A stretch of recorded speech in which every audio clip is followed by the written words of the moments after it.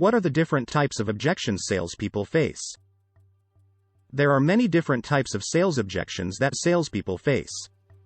Some of these objections might be created by the customers themselves, while others might be created by other parts of the sales process.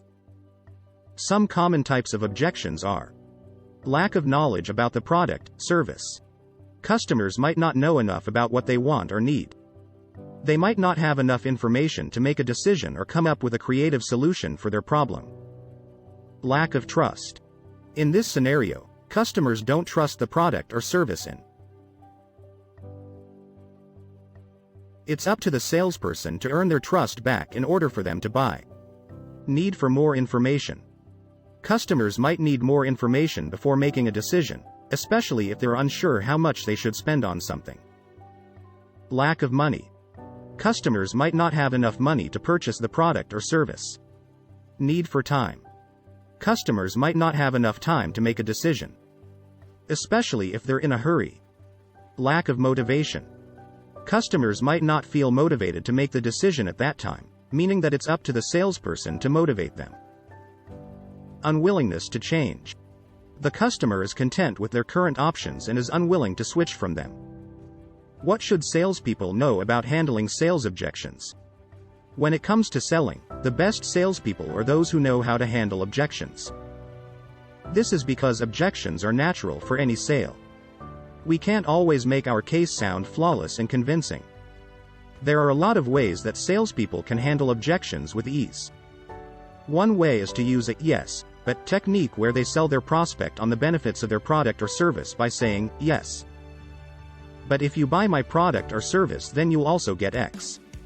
When it comes to handling objections, you should be prepared for anything your prospect may say and keep your cool even if they're rude or disrespectful. How to overcome sales objections. Step 1. Know the objection. As a salesperson, you have to know how to handle objections from prospects. It's important to be able to identify the objection and then give an answer that will convince them that your product is the best fit for their needs. Know the objection. There are many different types of objections that salespeople can come across while selling a product or service. Here are some of the most common objections and successful responses you might hear. I don't need this right now. This is too expensive. I'm not sure about this. I'm not convinced yet. I'm not ready to buy. I don't need this right now. You may reduce objections by clarifying what your prospect is looking for. For example, if a prospect says she doesn't need it right now, she might be trying to avoid making a purchase decision. You could ask her when she's likely to need it and talk about when it would be good to use it. This is too expensive. You could talk about the features of your product or point out that other options are available at a lower price. Or you could provide a quote for your product and answer any questions the prospect has about features and pricing. I'm not sure about this. You could point out that it's not a decision to be made without testing the product. Step 2. Avoid the objection. Sales objections are inevitable. They come up when we're talking to prospects that have a different point of view. It's important to know how to overcome them. In order to close the deal, sales objections can be avoided by being transparent with the prospect and providing them with the information they need in order to make a decision. There are different ways of overcoming sales objections, and it's important for salespeople to be aware of what works and what doesn't work so they can use the right strategy at the right time. 1. Listen to the prospect and acknowledge their point of view. 2. Take a breath and give your thoughts on the point of view before presenting a solution. 3. Provide evidence from data or case studies that support your argument for how it will be beneficial to the prospect, which can take different forms such as statistics that show the benefits of your product or service, testimonials from past customers. 4. Provide a timeline for how the success of your solution will unfold, which can be done in various ways such as 1. A specific plan for how the prospect will receive their first payment.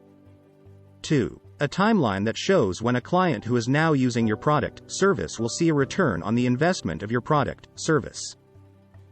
3. A plan for how the prospect will experience an increase in income as a result of using your product or service. 4. A timeline showing how their growth will escalate in the next 3 months. 5. A timeline for acquiring new customers that can be introduced to their current customers. Step 3. Change your approach. In order to be successful in business, it is important to have a customer-centric approach.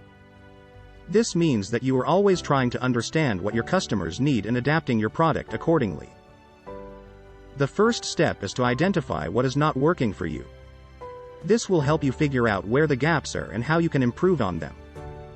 The second step is to get feedback from your customers.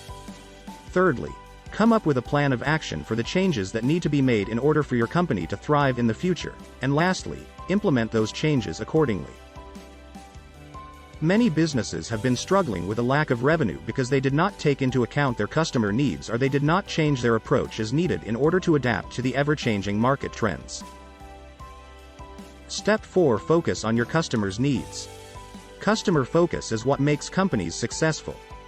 Having a customer-centric mindset is not just about treating your customers well, it's also about understanding what they are saying and how they are feeling. Today, companies with a customer-centric mindset are thriving. In fact, the last year has shown a significant increase in the number of consumers who are willing to pay for products and services that make them feel valued. There is no doubt that focusing on your customers' needs is vital for success. Final thoughts. The skill of handling objections is a skill that requires practice to master. It can be achieved by understanding the different types of objections, how to respond to them, and how to avoid them altogether. By understanding the different types of objections, you will be able to identify what type of objection is being made and respond accordingly. This will help you avoid sounding like an amateur when dealing with these questions and actually make the sale.